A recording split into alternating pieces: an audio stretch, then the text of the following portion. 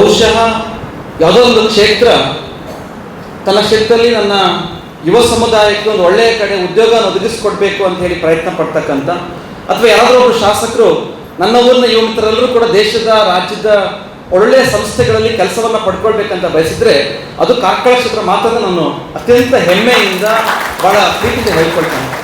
ಯಾಕೆ ಅಂತಂದರೆ ಇವತ್ತು ಯುವ ಸಮುದಾಯವನ್ನು ರಾಜಕೀಯ ಪಕ್ಷಗಳು ತನ್ನ ರಾಜಕೀಯ ಸಂಘಟನೆಗಳಿಗೆ ಬಳಸ್ಕೊಳ್ತದೆ.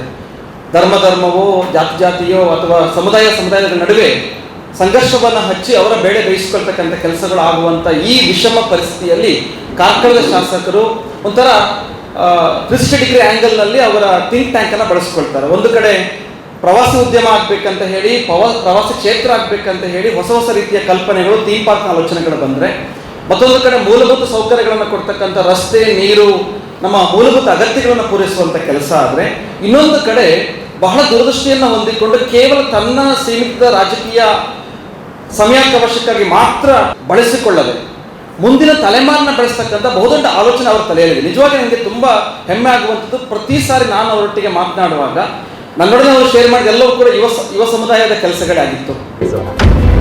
ಕರಾವಳಿ ನಾಡಿ ಸುದ್ದಿ ಸಂತೆಯಲ್ಲಿ ಸತ್ಯದ ಜ್ಯೋತಿ.